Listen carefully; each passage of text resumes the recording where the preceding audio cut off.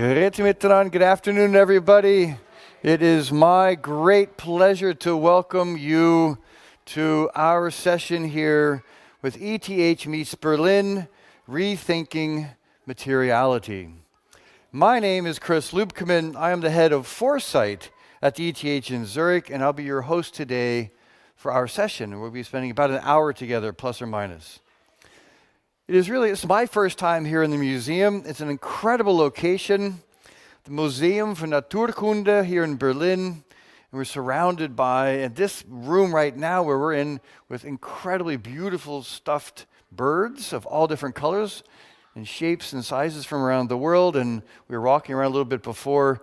I think anything and everything has been jarred or stuffed to be displayed here. It's been quite incredible. This event is part of the Berlin Science Week. And this is a time when Berlin's science community brings international scientists and the science-driven organizations together to have a stage to share insights into some current topics, discuss grand challenges, and quite frankly, to envision our future together. And this is really what our session today is going to be about when we're thinking about where materials are heading. We're combining for this living materials. So the topic, all of us feel and know that we're at the cusp of many, many, many great changes around the world, economically, politically, from a climate standpoint, but we're also at a cusp in the change in the way we fundamentally understand the opportunities which science is presenting to us, and especially in materials. We're able to now do things which frankly the grandfathers and grandmothers in material science just even dreamt about. And now we're at the cusp of being able to do that. To be able to integrate smart materials in our built environment, to be able to mix sort of living and non-living items together, and to actually look at 3D printed structures. It's almost impossible to imagine an end to what we can do. And this session today, this meeting today is really about a conversation. So I'm happy to be here, and we have 3 guests. So you don't really want to hear me talk much longer. I'm going to be hosting. We're going to make sure we close at an hour. We're going to have 3 short presentations, sort of brain food, and then we're going to have a chance for you to ask questions, and you online as well. You're going to be able to ask questions through Slido. I encourage you to pop your questions in. I'll do my very best to integrate them into our conversation, and we'll have microphones here for in the room. So our 3 guests. First, we have Christiane Sauer. She's an architect and a professor for material design at the Weissensee School. This is hard to see here. I'm going to come into the Weissensee School of Art and Design here in Berlin. Sort of a homie, as we would say. In her work, she bridges material experimentation and design implementation, focusing on textile structures and active materials. So, Christiane, welcome. Come on up. Let's give her a hand. Say, well, come on. That's okay. Hello. Come on. Thank you. Here we go. And then. Thank you. Yep. Very happy to be here today. Great. Now I'm going to bring all 3 on stage. All right? Yep. Okay. And second, we have Mark Tibbett. Mark Tibbett is an assistant professor of macromolecular engineering at the ETH in Zurich. His research focuses on the interface between living and non-living materials. And very specifically, he engineers soft materials to guide and control living systems for engineering design. Let's welcome Mark. Mark, welcome. Come on up. Fantastic. And last and not least, I've got to find my note on my friend Massimo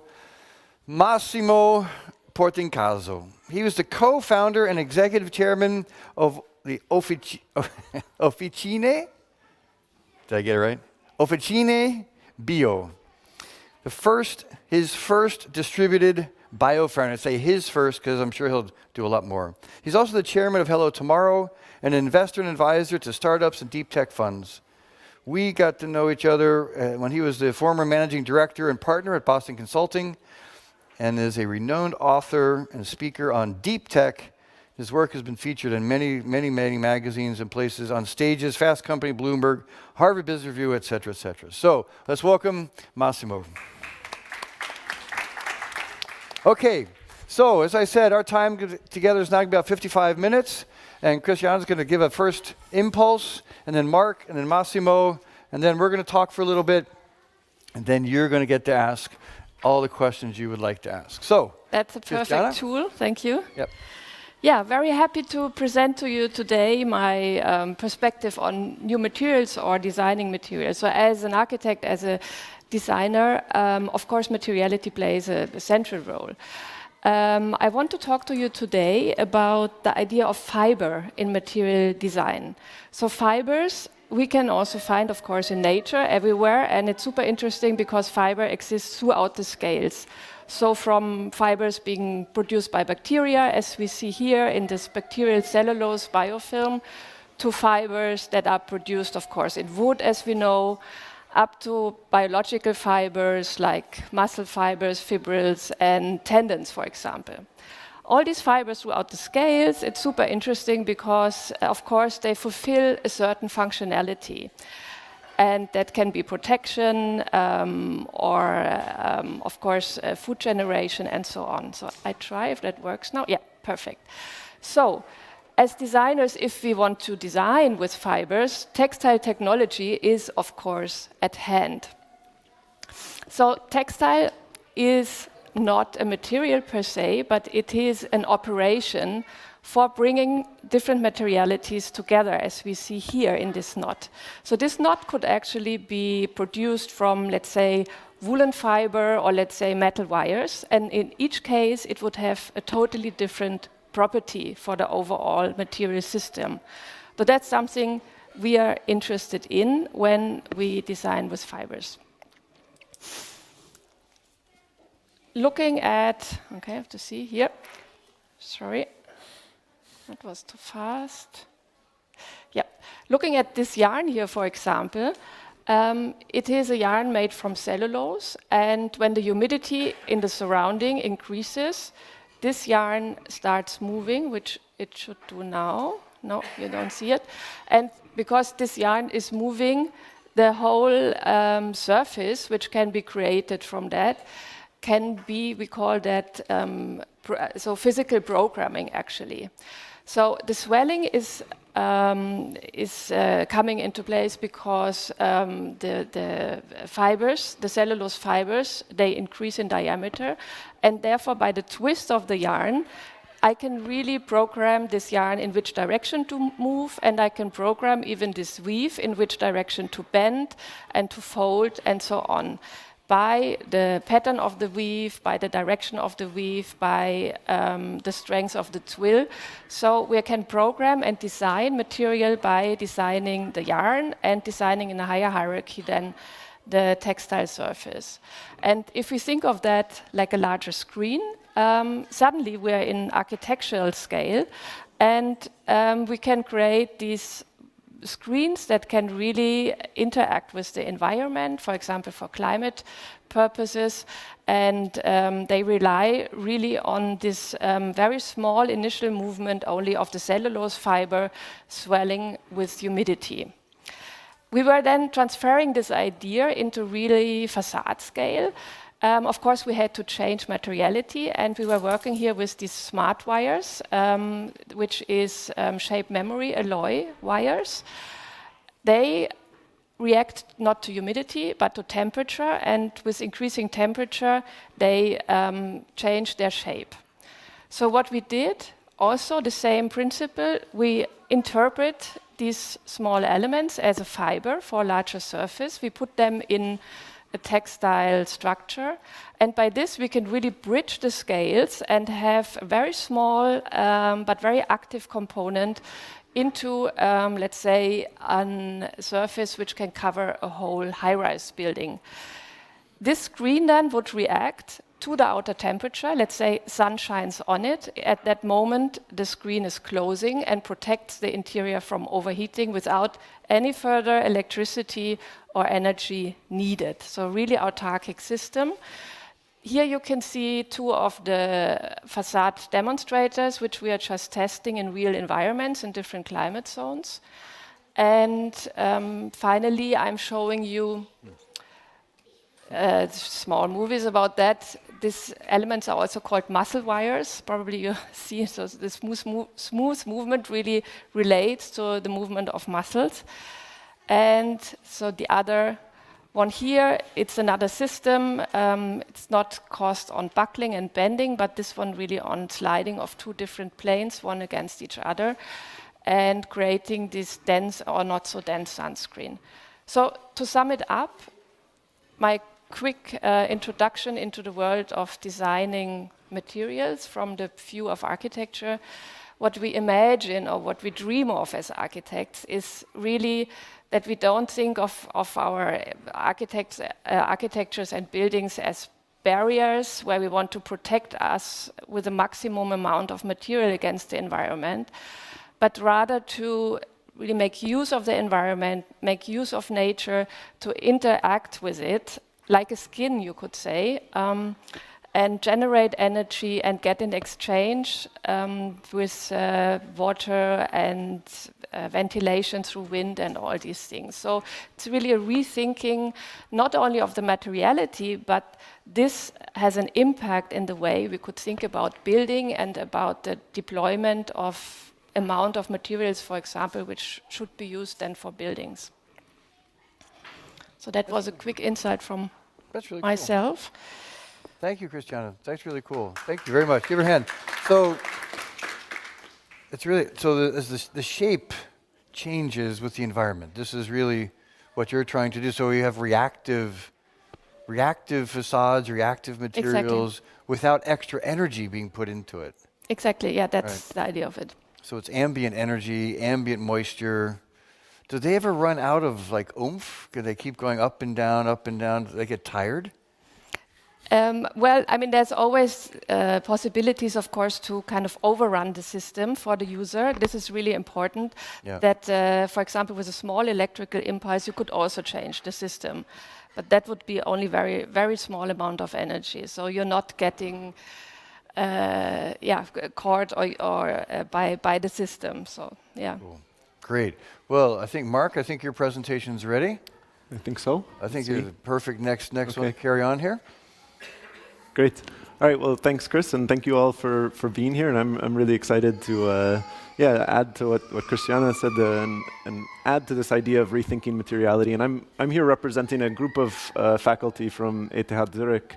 We're starting to think about how we can use living systems and bring them into non-living classic engineered materials, and engage with these living systems to add new functionality to the materials that we work with. And this group of researchers includes architects and civil engineers, bioengineers like myself, and material scientists, among many others. And we're really excited about the prospects of this kind of forward-looking vision. And if you took a walk around the museum today, which hopefully you did, it's really a beautiful place, and we can see why living systems are so wonderful, right? They have the ability to sense and respond, they adapt and they evolve, they thrive on relatively few resources, and they decay naturally. And these are all things that we would like to build into our built environment around us so that we might have a more sustainable and more functional world that we engage with. So my lab actually works more on, as Chris said, on sort of soft, squishy materials. And classically, we've been working on the problem of how can we use these materials to engineer tissues from the human body. So thinking about how we can leverage advanced materials design and advanced processes like 3D printing and additive manufacturing to reassemble hierarchical structures that might restore function in a piece of living tissue. So here I show a couple of examples, a cardiac valve and a trachea that we're working on. And in doing this research, which again the goal is now just to restore function to a damaged body part, we've learned a lot about how we can engage living systems with non-living or inanimate materials. And this is a work that is not just going on in my lab, this is work that's going on across the world, and we as a community have really learned a lot about how we can interface the living and the non-living.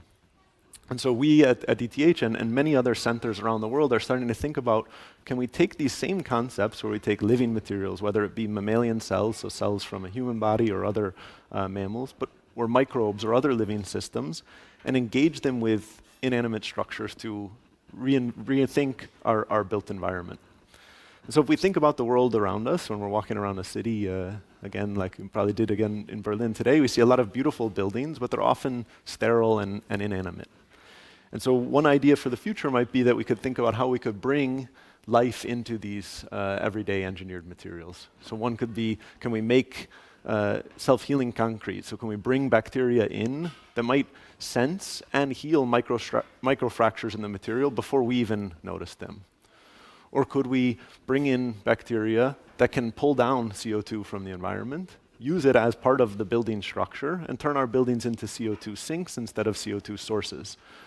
Could we also think about how we could maybe engineer living surfaces that sense and respond to movement? And this kind of touches on what Christiana just said.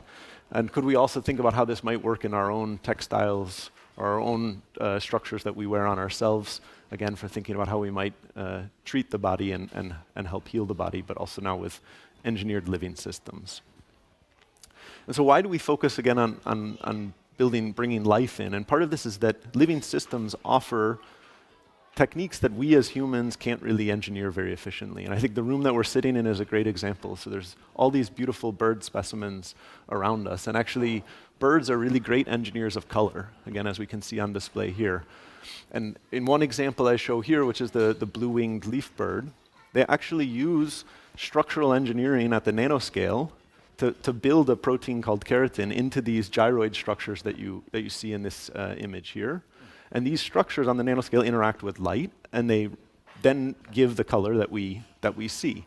And this is very hard for us as engineers to do. So there's a colleague of mine at ETH, Eric Dufresne, and many of his coworkers around the world that are trying to adapt this process and really build this process so that we might be able to make pigment-free, beautifully colored structures and engineered materials. And they're going quite well, and they have really great progress on this, but yet living systems can do these kind of functions better than we still can as engineers. And so this motivates us then to think about where can we maybe embrace or leverage the benefits of living systems and try and bring them into some other aspects of structures. Beyond just maybe making a very nice aesthetically colored structure, could we also bring in other functions? So I'll just give two very brief examples of things that we're starting to think about. And so the first is in collaboration with some of my students, so Dala and then also Yifan, as well as a colleague at ETH, Benjamin Dillenberger, who's in the architecture department, and one of his very creative students, Andrea. And we're thinking about how we can use photosynthetic algae and then build them into printable materials that I showed you at the beginning of the talk, and think about then how we can actually fabricate living systems that would be able to photosynthesize, so make their own food, and then build structures with this. And this specific algae that we're working with has the ability actually to use light and resources around to pull down CO2 and mineralize it. So it can then make a ceramic-like material. And so the idea would be, can we print these into a structure that we might envision? So here I show a cup, for example. Let it incubate or let it take on light and evolve, and then could it actually then turn into a calcified material?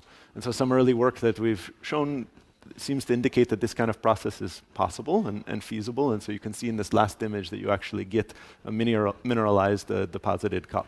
So again, this is on a very small scale. It's very early phases, but this paints a picture of what might be possible in the future of how we can pull life into our systems. We're also then working on scaling this up. So again, these living systems, if built into larger structures, like Christiana showed, maybe at the architectural scale, could potentially be used for pulling down carbon and building this into the structures that we work with. And just very finally, we're also working again with Benjamin's group, so they have really great techniques of 3D printing building materials. And could we use these bugs to reinforce these and stabilize these structures and make them, again, adapt and evolve and work with us? And so we're really excited about this possibility of building life into our built environment around us. And hopefully this gives you at least a teaser of some of the things that we're thinking about at ETH. Very cool. That's pretty, wow. So just algae, photosynthesizing, and building structures. That's pretty wild. Yeah, I think, again, it's early stage, but I think it's a good thing to think about and a good thing. And hopefully the tools that Massimo can offer us will allow us to do that even more efficiently. So we've got now the third person. Yes. You've gone down, we're kind of in different scales here. Yes. And you're working at a nanoscale. Yeah, we're working at the nanoscale. Even further. Yeah, atom scale to a certain extent. But I think the core point is a slightly different one, and it's good to be in the Nature Museum here in Berlin, because the truth is that for the first time in history, we can really co-design with nature. And you might say, we've been partnering with nature for centuries or even millennia, but now we can really co-design. And this is a major, major shift in the way we can approach matter. And basically, on the one side, what is happening is that we are dramatically expanding the option space of what is possible, co-designing with nature. And there are a couple of trends that are happening that are making this possible. On the one side is that, as you're almost seeing here, you have design coming together with science, with the bridge built between the two from engineering. And before, those were disciplines that were separate, are now coming together, allowing to really think in different paradigms compared to what was the silos that you had before. And on the other side, there is another thing which is happening, which is really dramatically changing the way we operate, which is that we have, basically, we can manipulate matter, as Mark is doing right now, but it's not only that we can manipulate matter is at the level, at the atomic level, but we also have cognition and computation that is completely rising in terms of what is possible. And the problem is that those two things used to be apart, but what is happening right now is those two things are coming closer, and the way they're coming closer is that there is a sensing capability and actuation capability that is bringing the two together, and we can really, this is what allows us to really manipulate matter and basically co-design with nature. This is happening because of this combination of things, and this is a major paradigm shift. And what is happening on top of this is because we are learning quickly, and we can design, build, test, and learn. At every iteration, we get faster. And so what is happening is that we can co-design with nature, and by co-designing with nature, we're exploding the option space while we are collapsing the times by which we can get there.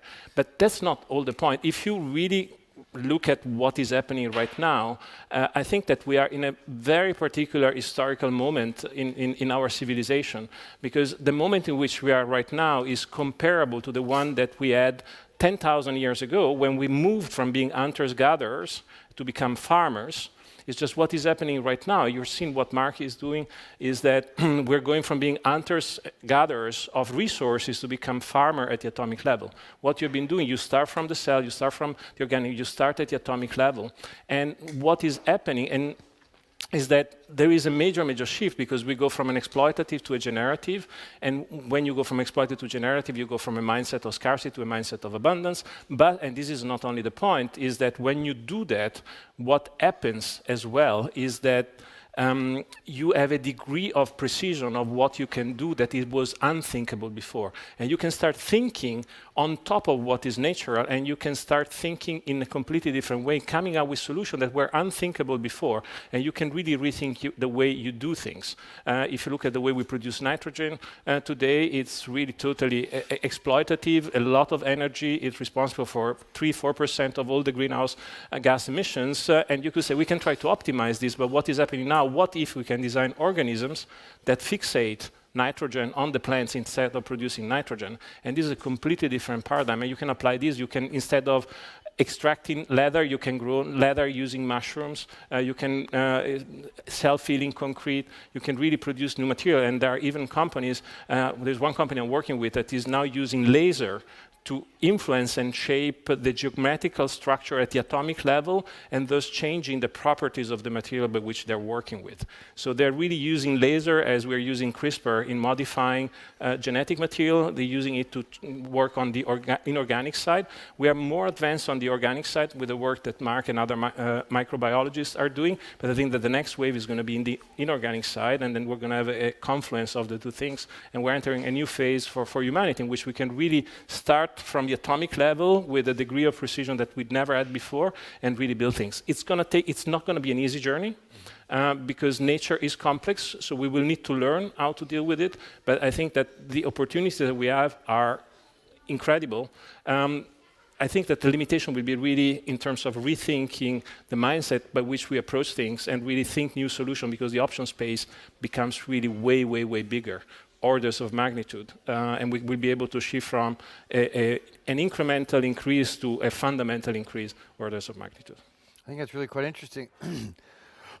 Sorry, where you say rethinking the mindset. So now we have this convergence of tools, yes, convergence of opportunity, and how we rethink our mindset of what's actually doable. right? And that this is, if we have facades, which can actually truly react to the environment, or combining the organic, inorganic, and you talking about your tools being able to do it. I think it's the mindset part is really, really important because, as said, we need to learn to go back to the problems and not start from the solutions. One of the biggest problems is that we tend to start from the solution and optimize the solution. But what we need to do in this environment, if we really want to rethink materiality, we need to take a step back, go back to the problems, and then apply what we can do now to the problems and come up with new solutions. It's about coming up with new solutions. It's about paradigmatic shift. It's not incremental shift that we have had, but we need we need to be ready to do that and really take a step back and go back to the problems. That's cool. Comments? No, I think I agree with a lot of what Massimo said here at the end, and I think I would like to just emphasize again that the tools are really available now, and I agree with this point about mindset, and this is hard to get people to change and kind of liberate their mind a little bit and see that there's new opportunities, and many of them may not work out, but we still need to push and explore them and see, and this can create many new opportunities for the future. Because this is part of Berlin Science Week, which is the focus on science, and all three of you have shown some really amazing steps which we're seeing, and we're trying to also hope to enthuse next generations for science. Yes. So where do you see all of your work heading? So if we look, let's say 5 years from now, or 10, where do you see it going? What is in your mind, okay, we've done it, now what? Like I've solved, so what now? Well, if I can jump in here, sure. I have to think, coming from the building industry as an architect, I guess this is one of the probably slowest changeable industries worldwide. Also, they are, of course, one of the largest consumer of energy worldwide and producers of waste worldwide. So I would really hope that our approaches, and I mean, we are working very textile-based, but also the approaches of both of you are totally relevant in this field, and I see a lot of bridges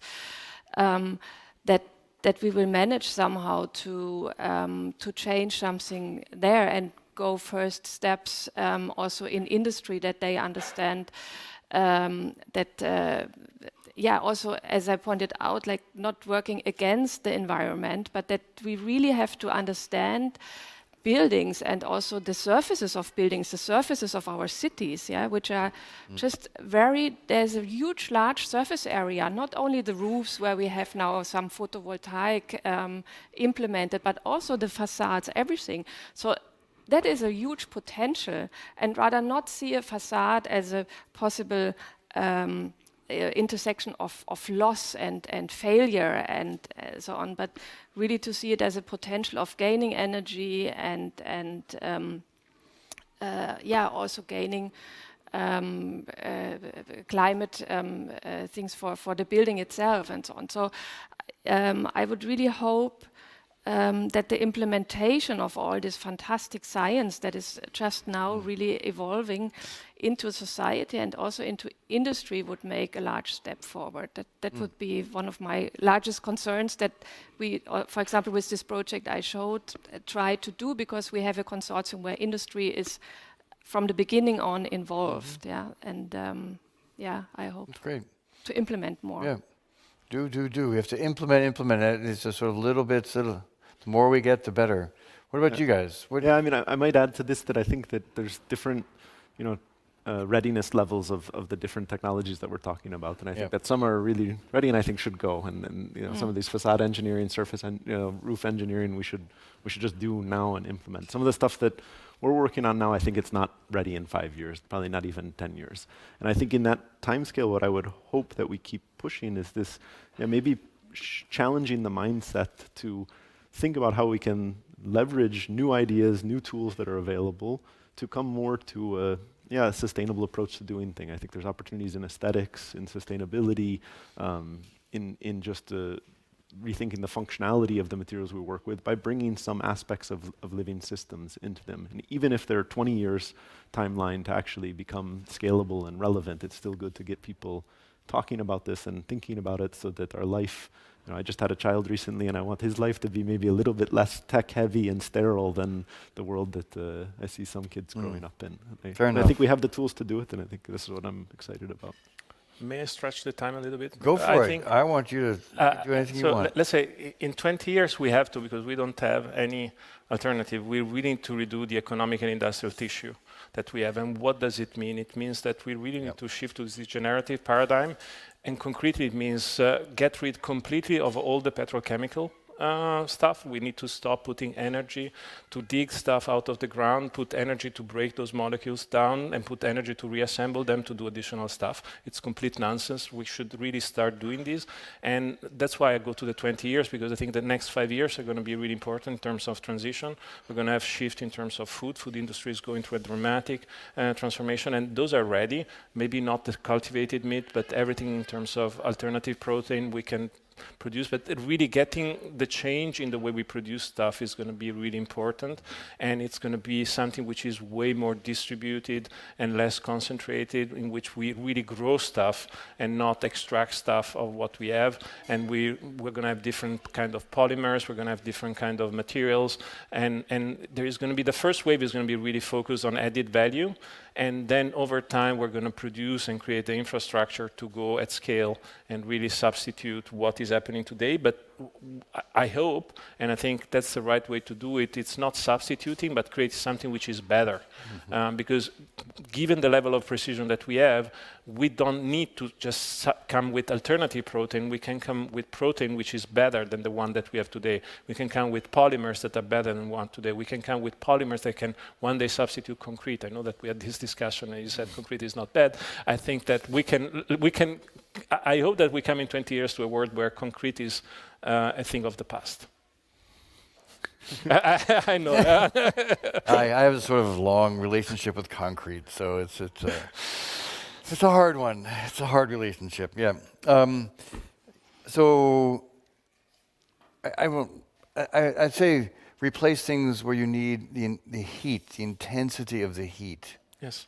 To burn, to create the cement. I think this is what, and we were talking about, you think about growing or crystallizing. Yes. We're allowing natural processes that do not require that intense amount of energy.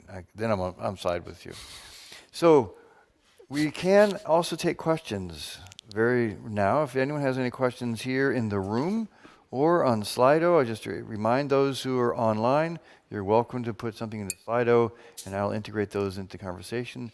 Does anybody have a question here in the room right now? If so, I need you to put a hand up. And there's one up here, and then there's one in the way back as well. Great. Okay. We'll take both the questions and move.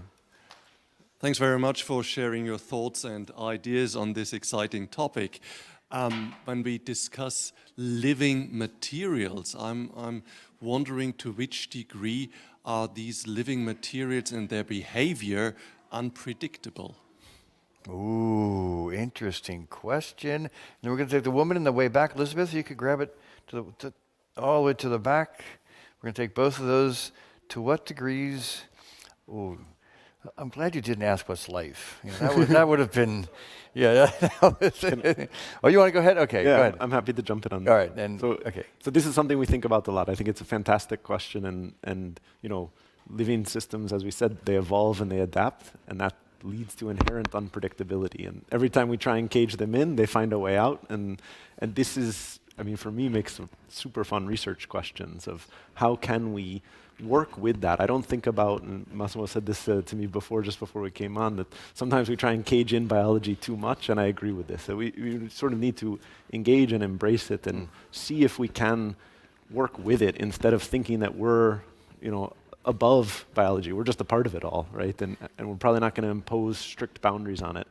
But this makes for, if you think about infrastructure, you want a time scale of decades.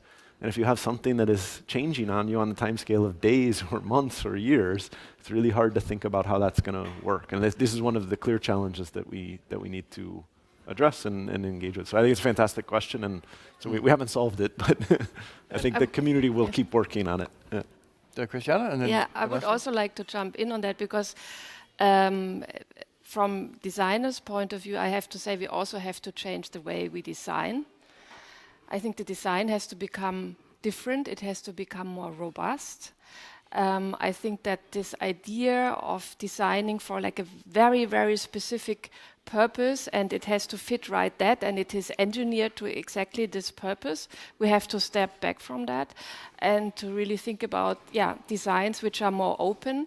So that can also, like in terms of the weight something can take on, there would be a wider range, or about the shape something. So a wall could just differ between this and that thickness, but it would always be a wall which is good enough to bear that load that is going to be implemented. Like a tree, for example, also has different branches and they all play together, but it's not that this tree has to have this diameter, this branch, this and that diameter. So in that sense, I also think we have to rethink design, and that's something very, very basic.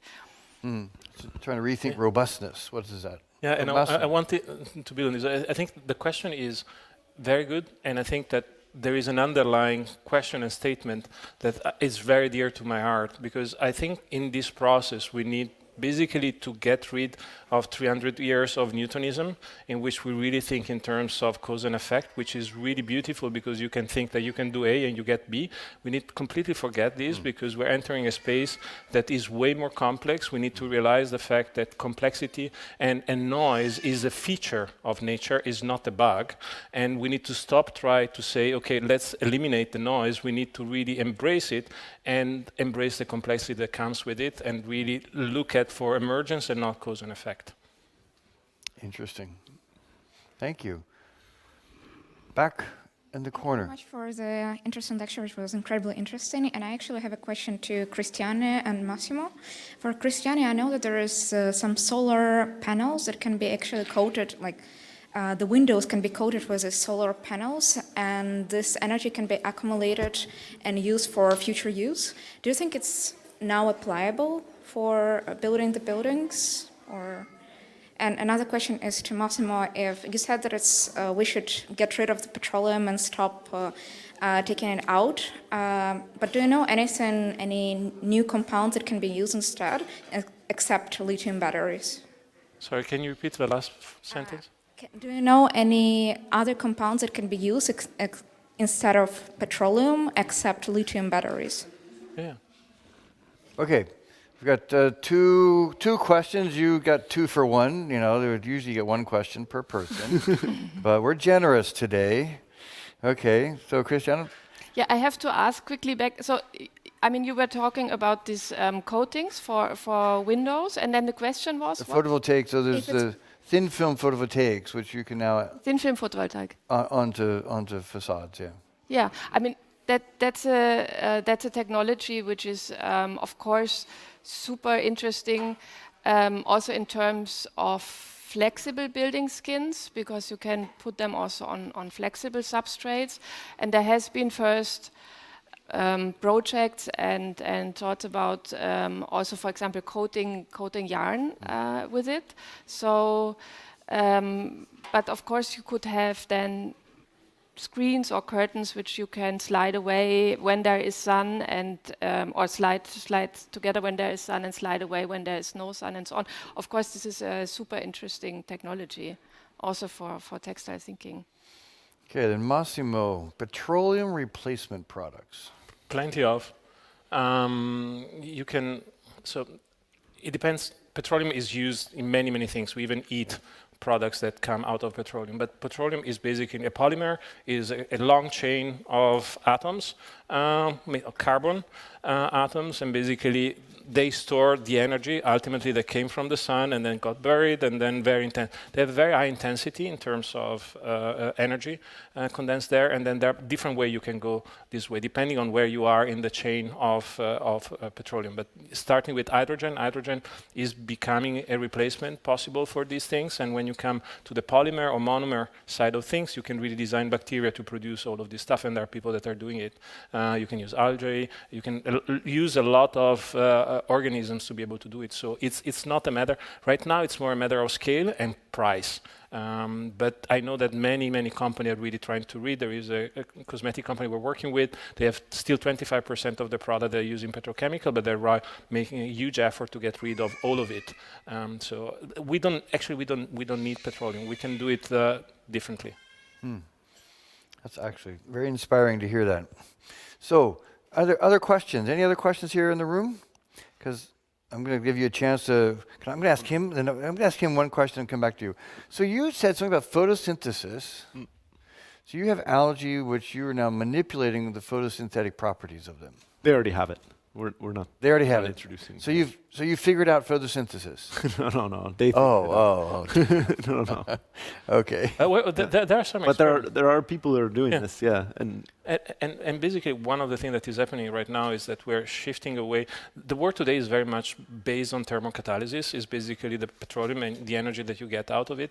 But we can produce, and when I say we're going to move into a generative place, is that we're starting, instead of going from bigger molecule, break them apart and extract energy, what we're doing, we're taking the sun and taking the photons, translating them into electrons, and getting from the smaller to the bigger. That's what it means to become generative.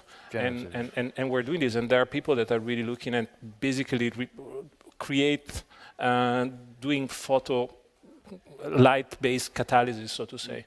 So that there are people doing that, working on that. They're not there yet, though. Might take. And in biological systems, you can take something that naturally has the know-how, the internal systems to photosynthesize and produce materials, and with biofoundries and tools like this, we can now augment or work with that system to try and improve the process. And so this is what I think will be needed to take natural systems that we really work with and leverage, is how can we kind of guide them, given the caveat that it's going to want to change on us, as was pointed out in the first question. Wonder. But could you imagine that coming up to you gave one example where you worked with Benjamin on a building scale, but can you imagine like some of the work which Christiana is showing, how could that come into the facades? Yeah, I mean, I think we also think about sort of sprayable materials or other things that you could put onto the surface where the surface might be living now. And maybe it's just sensing and communicating to some activated textile, or maybe it's depositing material. Yeah, but these things I think are imaginable. Yeah. We had a project where we basically created bricks that were leveraging urine to produce electricity using bacteria. So you have in your house and you produce electricity using your... So you pee on the brick? Yeah, it goes through the brick. Oh, okay. Seriously? Yes. How much electricity? A lot? Sorry? How much electricity? Not that much. Okay. It was just a proof of concept. All right. Well, but still, that's pretty. I mean, this is what you're saying, rethinking what's normal, what's real. This is really interesting how you could imagine it. So I'm going to ask the same question to you, because when you hear some of the work that they were just talking about, could you imagine how some of this could come into your work? Excuse me?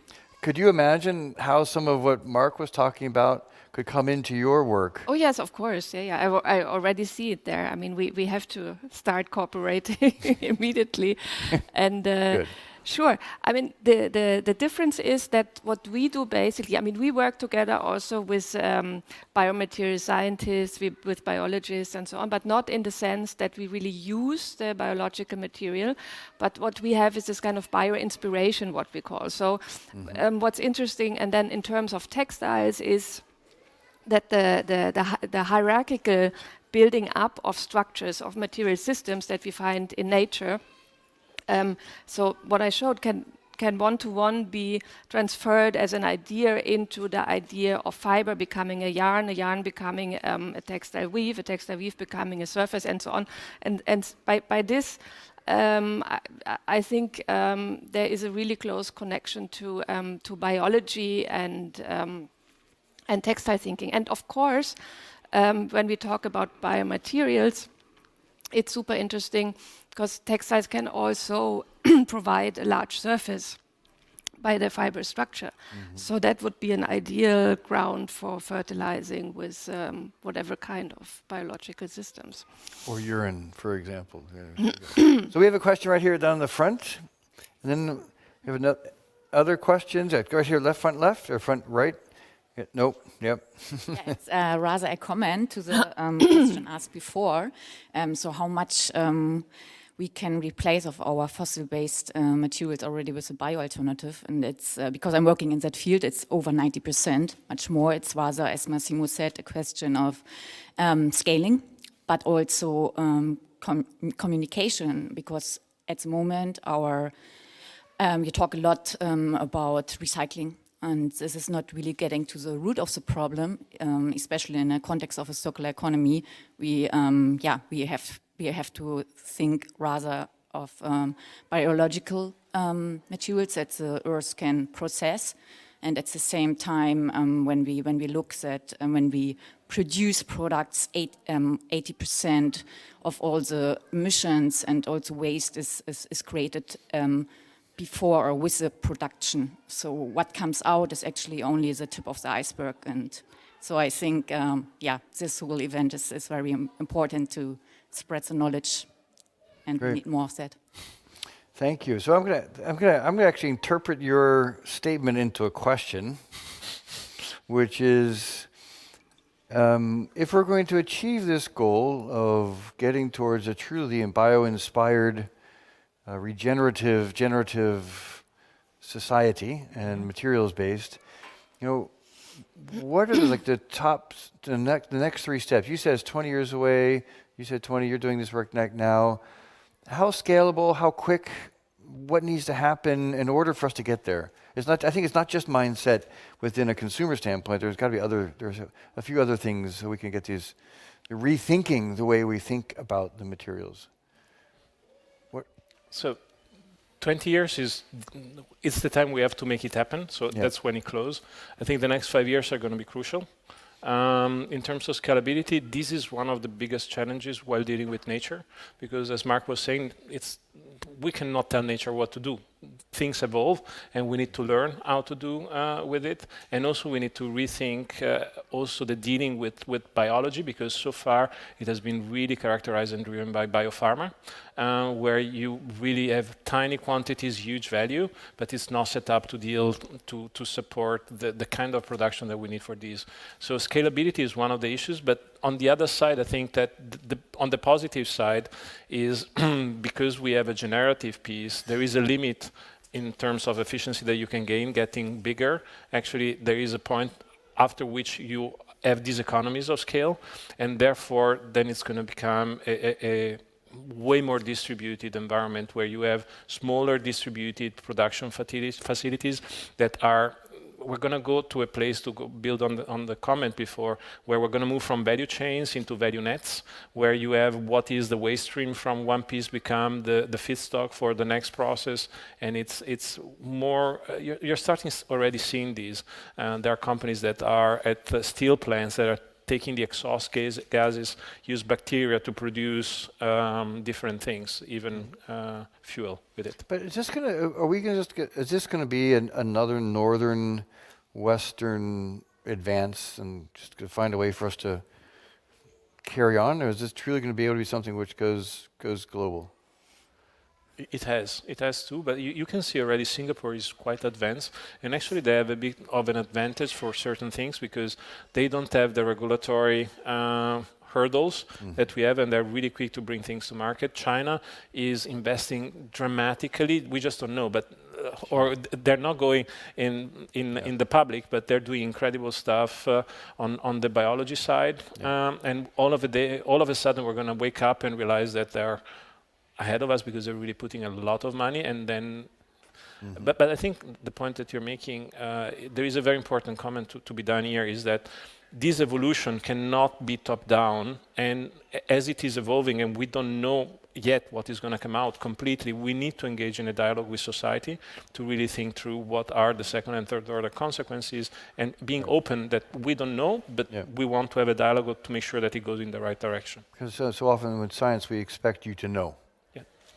That's your job, to know, right? So we don't like that I don't know answer, right? So another question.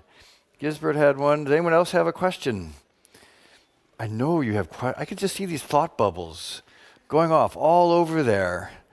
Then, all right, Gisbert. Yeah, I'm not trying to hijack. I know you're not. That's what I'm saying. Come on, everyone. Truly curious here, because nasty question. 30, 35 years ago, we had very similar discussions about bionics taking over manufacturing, evolution theory, inspiring scientific discovery. What makes you so confident that this time this idea of bio-inspired materials is here to stay? Good question. So again, I can Go for start it. with an answer. Go for it. So I wasn't there for the conversation 35 years ago. So I was as old as my son is now, I guess, so a few months old then. But I see the point. And first of all, I would say I'm not so confident that it's here to stay and that we're going to solve everything. I think would be too much hubris to say that. But I think that we have many more tools in the synthetic biology side, or how to think about how we can engage with biology, not just as passive observers, but people who can work with it now. And those tools were starting maybe a few decades ago, but now they're much more advanced. And we can, for not too much money, talk to Massimo, buy a whole gene circuit and encode new genetic circuits into bugs and have them work with us and add new functionalities to a system. Again, that doesn't mean that now it's solved and that's going to work, but I think we have new tools on that side. We have new materials and processing tools, and I think that we have more demand from society for something that is a bit more sustainable, that is more, I guess the sustainable is what I would say. Christiana? I would like to add there, because I think this former discussion was very much a top-down discussion, also from this point of view from high technology. Only very skilled people or institutions could solve things and so on.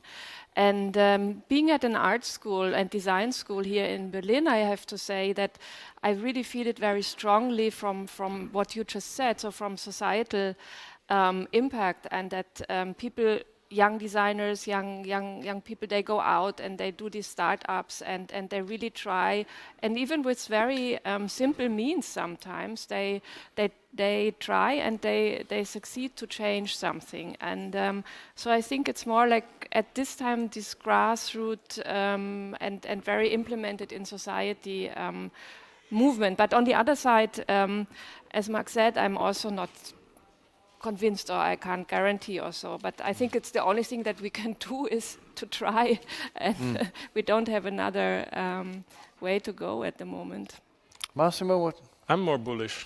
I knew you were going to be. I'm more bullish also because we don't have an alternative. Yeah. We really don't have an alternative, and we really, sorry if I keep going there, but we really need to change the paradigm and really rethink, because an exploitative model starts with a finite amount of stuff, and it's a scarcity model. It's not sustainable, as we're seeing. So we need to change this, and I'm bullish because even 5 years ago, Mark will confirm, we were not able to do the stuff that we're doing. We are, we were able to do, I'll give you a data point. Normally when you play with DNA, you are between 5 and 10,000 base pairs. To give you terms of reference, the human body has 3 billion base pairs, so we are able to synthesize and put together between 5 and 10, 15,000 is the place. And to give you an idea, the team where we are now, so we can deliver 42,000 base pair. So this is just really happening now, and we're moving, and we're going to go to over 100,000. There is a limit to what you can do there. But the important thing is that the first time we did it, it took us 6 months. The second time we did it, it took us 3 months. The last time we did it took us 21 days. And you're seeing, this is what I was saying, it's the expanding of the option space, but the collapsing of the time. And that's why I think that we're going to really see more and more of this happening. And it's already happening today. I met yesterday with a startup here in Berlin, and they produce whey and casein. It's basically they're doing cheese out of bacteria. It's happening now. It's not the future, and they just raise money to do it, and it's going to be soon in the supermarket. So I think that's actually a really wonderful question to come to our closing ramp. I'm going to add something to that, because I think, as you've indicated, I think from your tools, without the computational capacity which we now have, this would not be possible. Absolutely not. Right? And you say from your high-tech side. you couldn't have even imagined. I mean, again, this is, as I said right at the very beginning, a material scientist's dream 20 years ago that one could ever even begin to think about this. So I think that's number one. Number two, as you've indicated, there's an urgency. And I think that is felt not only by us, but by generations all over the world. And so I think there's this, and this is where I think we have a better chance this time around with this urgency. And the third, so I have five. The third is the global awareness. I think this is also becoming something which is quite intriguing, that your work can now go global very quickly. We become more aware of global trends, but there's also global expectation. You know, that you think globally, you act locally, but now. The next one is frugal innovation. This comes to responding to what you said about this has been very top down, but there's also a massive movement with frugal innovation. So when we begin to be able to have your distributed distilleries or biofoundries. Well, sorry, I'm getting ready for the apéro. Looking at the wine bottles over there, going, okay, and a beer. No, if you think about this capability of getting out and distributed. Yes. I think this frugal innovation is really needed and recognized. And I think, and to end with that is there is no choice. There is no planet B, or planet C, or D, or E. So this is the one beautiful one that we have. But we only have 20 years. That's why I said we've got 20 years. I'd say we have 10. Yeah, you're right. So this is what we're about. Yep. So I want to thank you three very, very much for a delightful conversation. I love talking with smart people. And all of you completely satisfied my thirst for learning, and I want to learn more about your work. But thank you for sharing your wisdom and your passion with us. And let us give them a round of applause to say thank you. Thank you. And I wish to thank all of you very, very much for choosing to come here to join us, either online or here in the room, for this rethinking materiality conversation. We do have another conversation which the ETH Zürich will be hosting tomorrow at 11 o'clock, entitled "The Robots Are Coming." And you can also join that virtually. Unfortunately, there are no more seats. And you can find information for that on our website or on the website of the Berlin Science Week. And we would like to invite all of you who are here, and I wish I could invite all of you online as well, but I can't, to have a drink of something alcoholic or non, and a bit of a nibble, and to continue a conversation with our guests. So with that, thank you very, very much, and see you soon. Thank you, Chris. Thank you.